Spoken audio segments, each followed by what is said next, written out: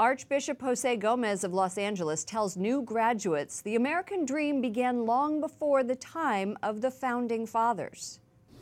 200 years earlier, migrant missionaries were getting the native peoples of the Southwest as brothers and sisters, from Florida to California, sharing with them the most precious gift they could imagine, the gift of knowing the living God.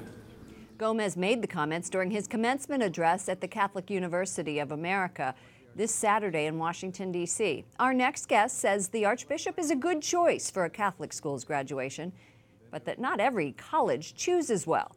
Patrick Reilly is Executive Director of the Cardinal Newman Society. That's a group that promotes and defends faithful Catholic education. Welcome to the program. Thank you so much for having me. So Archbishop Gomez is on the good list. Let's take a look at some of the other universities that made poor choices.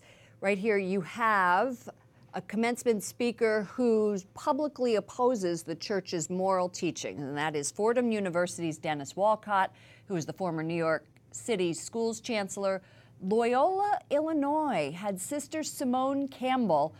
She's pro-choice and pro-women priests. Have some Catholic colleges lost their way? Well, it certainly seems that way. You know, the message that is sent by the choice of a commencement speaker can say very much about the values and the priorities of an institution. We love when we see many of these good, faithful colleges inviting the bishops to speak at their commencement and showing, you know, what their priorities are. And the bishops certainly don't get a lot of good attention these days from the media, so it's great when these schools do this. They do here. That's right. Well, that's good. And then on the other hand, you know, you have these institutions, many of them year after year, it's the same thing. The numbers have declined. It used to be far more problems at commencement time.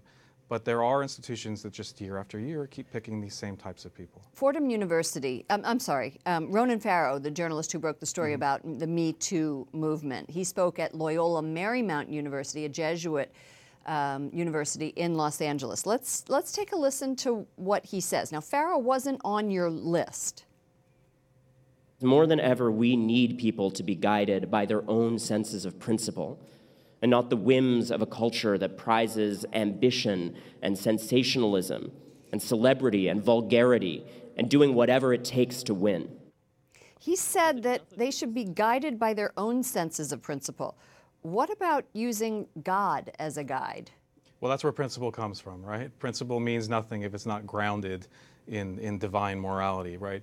You know, Farrow is a perfect example of where these colleges face real serious decisions about whom to honor. And he's an example of someone who clearly has some bias in his reporting that would not be very favorable to the church on issues like same-sex marriage and other things.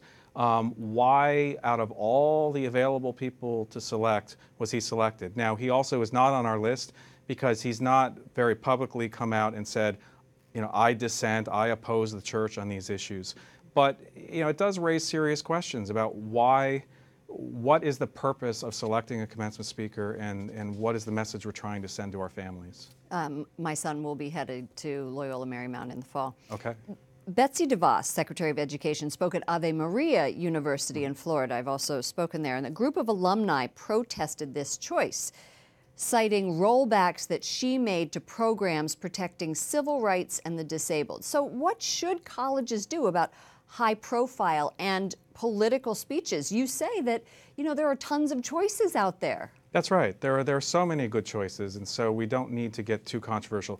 Now, in the case of Betsy DeVos, it was a very small number of people who protested, and I think she was an excellent choice. Her commencement speech was very pro-Catholic, very pro all the values that the university embodies, and there's no evidence of her contradicting that in her public life in any way. Let's take a look at the Newman Guide. We've got a picture of it right here.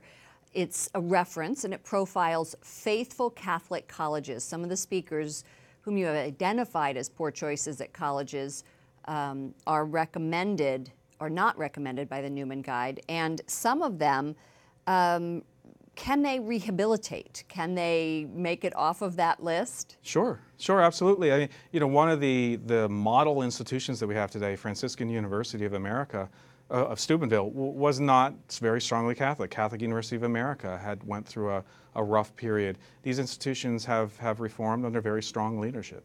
So if you have poor choices one year and you get the better choices next year, and this guide isn't just talking about commencement speakers, it also gives a lot more information about the types of Catholic colleges they are. Thank you so much for joining us. Thank Patrick you. Reilly, Executive Director of the Cardinal Newman Society.